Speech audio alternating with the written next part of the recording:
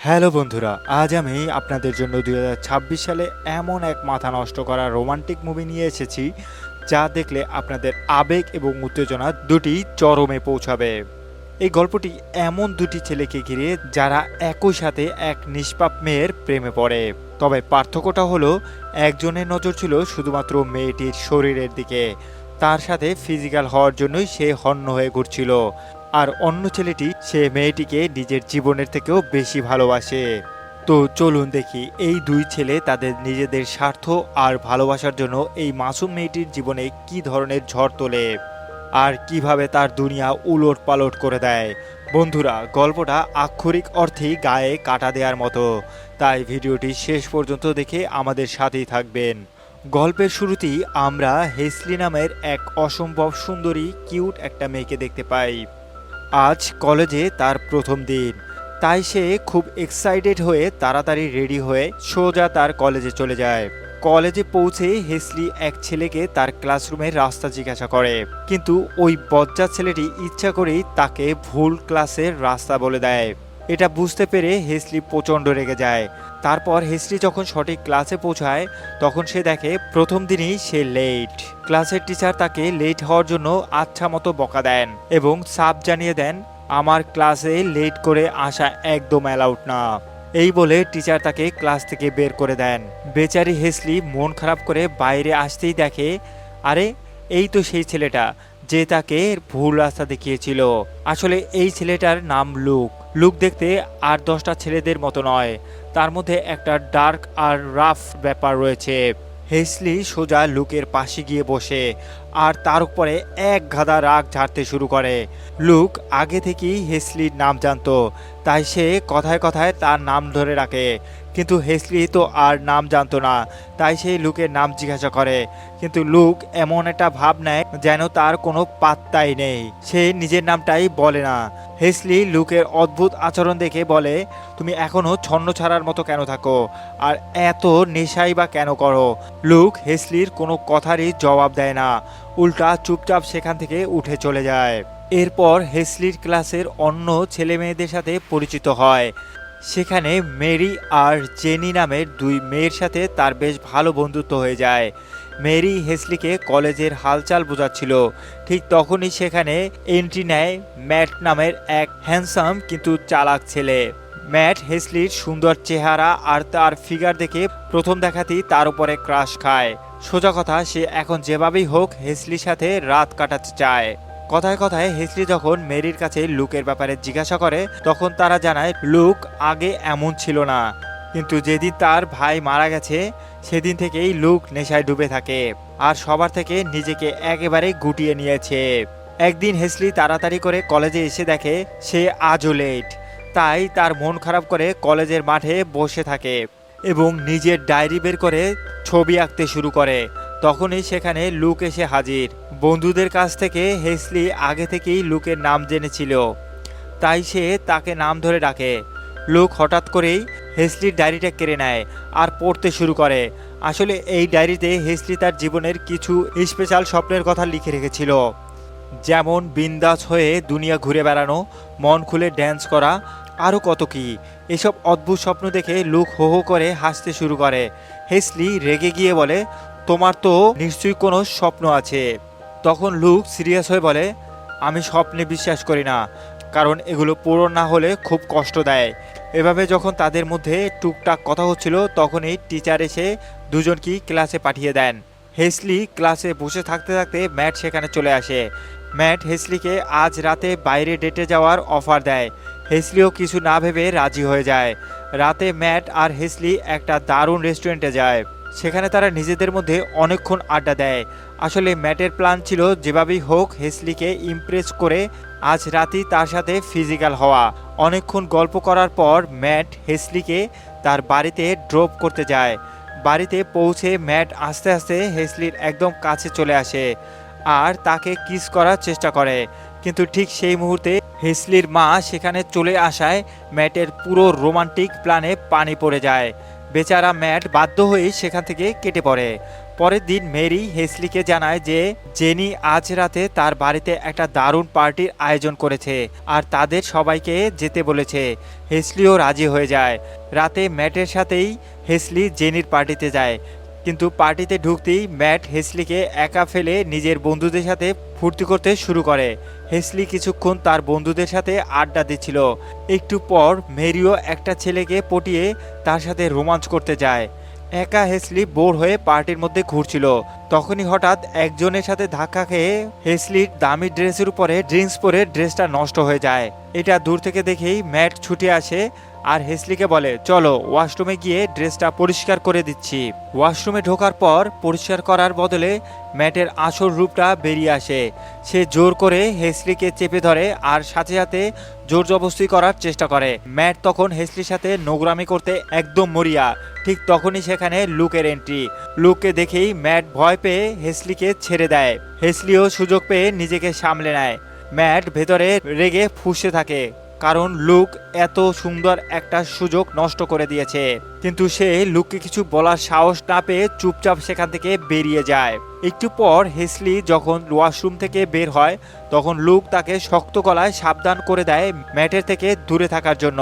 কিন্তু হেসলি লুকের কথায় খুব একটা সিরিয়াসলি নেয় না। হেসলি এবার লুকের দিকেই বেশি আকৃষ্ট হতে শুরু করেছে। সে বুঝতে পারছিল লুকের বাইরেটা যতটাই রাফ হোক না কেন, ভেতরটা একদম পরিষ্কার। লুক হঠাৎ হেসলিকে বলে, এই পার্টিটা বোরিং, আমি চলে যাচ্ছি। এই বলে সে বেরিয়ে পড়ে। লুক যখন নিজের বাইকের কাছে পৌঁছায়, হেসলিও তার পেছন পেছন ছুটে আসে আর তাকেও সাথে নিয়ে যাওয়ার জন্য জিদ করে। এরপর লুক হেসলিকে অনেক পুরনো আর বন্ধ পড়ে থাকা একটা বাড়িতে নিয়ে যায়। হেসলি অবাক হয়ে দেখে বাড়িটার ভেতরটা খুব সুন্দর আর গোছানো। লুক তখন আবেগ মাখা গলা জানায়, এই বাড়িটাতে যা কিছু দেখছো সবকিছু মৃত ভাইয়ের, আমি ওকে খুব ভালোবাসতাম। এভাবেই তারা নিজেদের জীবনের অনেক গভীর কথা শেয়ার করে। হেসলি ততক্ষণে লুকের প্রেমে পুরোপুরি হাবুডুবু খাচ্ছিল। তারা একে অপরের খুব কাছাকাছি চলে আসে আর ঠিক সেই রোমান্টিক মুহূর্তেই হেসলির ফোন বেজে ওঠে। হেসলির ফোন বেজে ওঠায় পরিবেশটা একটু নষ্ট হয়ে যায়। এরপর লুক তাকে সসম্মানে বাড়িতে নামিয়ে দিয়ে আসে। পরদিন ম্যাট হেসলিকে মেসেজ করে মুভি দেখার জন্য ডাকে। হেসলি, ম্যাট আর তার বন্ধুরা মিলে সিনেমা দেখতে যায়, কিন্তু সেখানে গিয়ে অবাক হয়ে দেখে লুকও সেখানে উপস্থিত।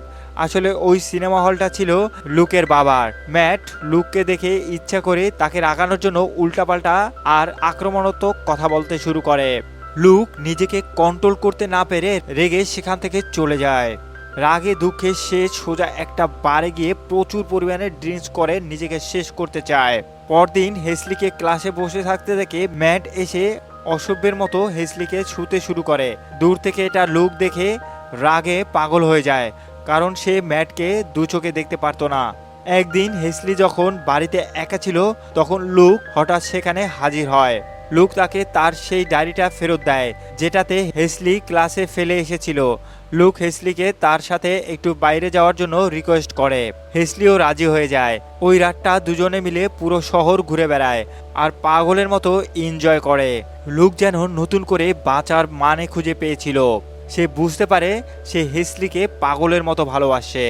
পরের দিন হেসলি বন্ধুদের সাথে শপিং এ গেলে তারা হেসলিকে সতর্ক করে। বন্ধুরা বলে, লুক ভাইয়ের মারা যাওয়ার পর থেকেই একদম পাল্টে গেছে। সে একটা ডেঞ্জারাস মানুষ, ওর সাথে যাই করো একটু ভেবেচিন্তে করো। কিন্তু হেসলির মন তখন লুকের কাছে বাধা।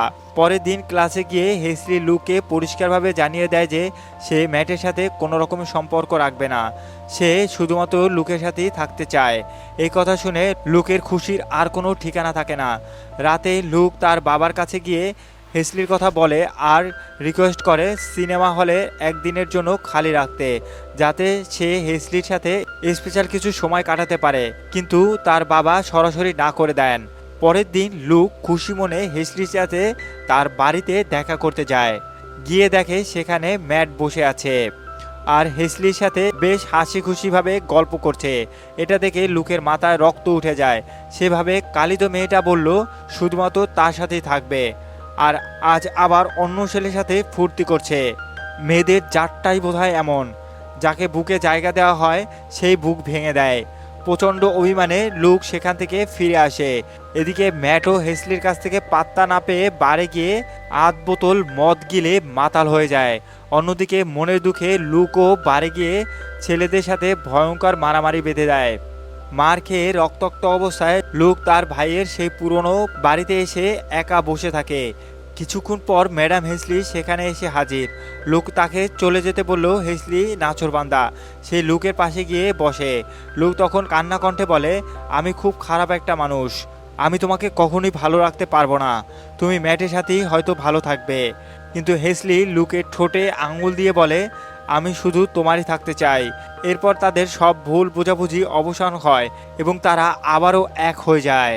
এবার লুক হেসলির ডায়েরিতে লেখা সব স্বপ্ন একটা একটা করে পূরণ করতে শুরু করে আর একসাথে অনেকটা সময় কাটায়। আর তাদের ভালোবাসাও গভীর হতে থাকে। একদিন কলেজে হেসলি ম্যাটকে সোজাসুজি বলে দেয়, আমার জীবন থেকে দূরে থাকো, আমি লুককে ভালোবাসি।